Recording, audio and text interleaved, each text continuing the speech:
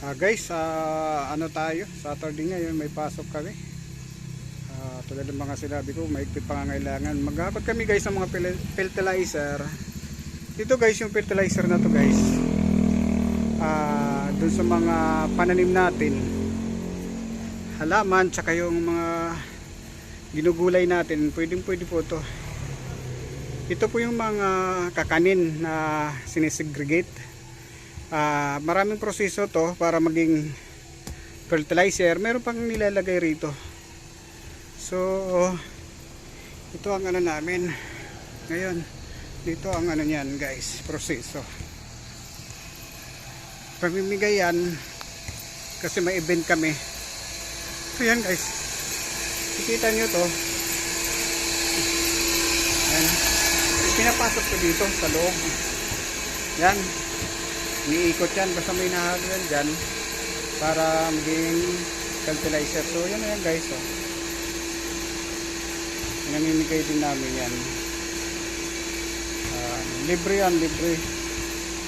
Sa mga halaman, mga panggulay. Yan.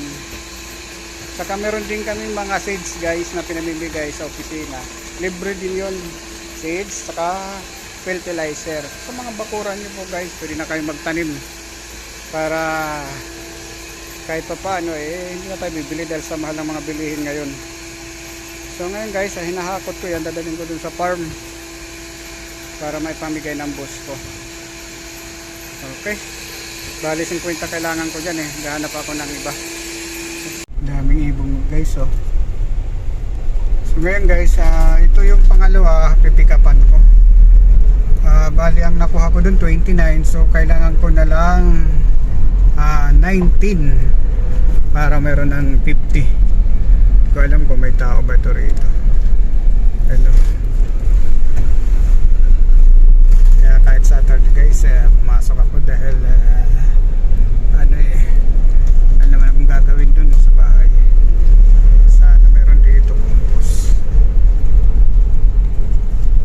Ayan, ang wala ang compost.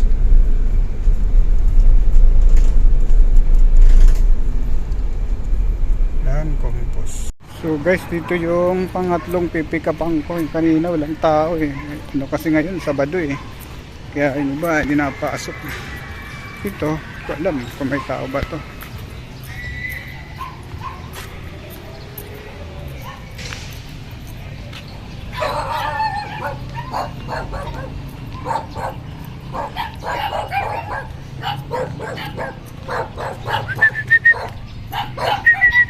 Oh, meron siya.